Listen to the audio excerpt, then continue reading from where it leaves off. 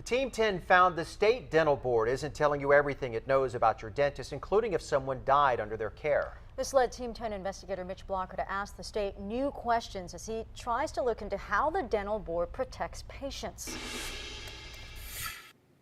Before lying back under this light, some patients want to put their dentist under the microscope. Did you know that someone had died in Dr. Paul's dental chair the day before you sent your daughter to him? We had no idea. Terry and Fabian Biancardi thought they checked out their daughter's dentist. My daughter was first in line for his chair, and we had no idea that the previous patient had died. The previous patient was 24-year-old San Diego County resident Merrick Lipinski. He was at this Temecula dental office in March to get his wisdom teeth removed.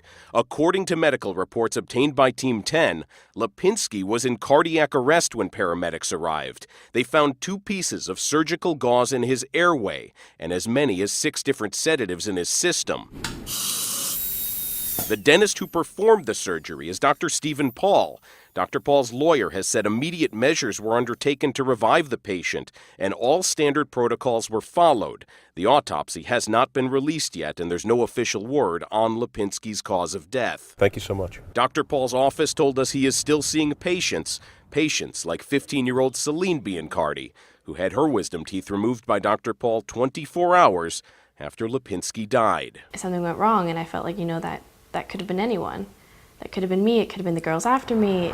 Months ago, Team 10 found hundreds of dentists still seeing patients, some after burning, stealing from, or sexually violating them. We found the state dental board let them stay in business as long as they paid thousands of dollars in fees and fines. The financial incentives in particular are pointing all in the direction of keeping the people in business, keeping the office open, keeping patients in the chair. Then dental board executive Richard DeCure answered questions about what many patients call a conflict of interest. Does the Dental Board of California care more about protecting dentists or protecting the public? More about protecting the public.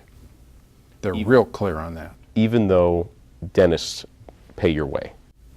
I don't think the dentist paying our way factors into what the board does. Shortly after this interview, DeCure resigned from the dental board, and the state forced dentists to post signs like this one in their offices. It points patients to this website, the state's dental license verification page.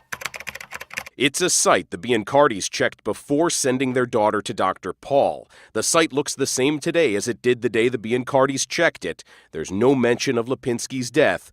Paul's license is renewed and current, with no actions listed. Do you think that consumers have all of the information they need in order to make the right choice for their family?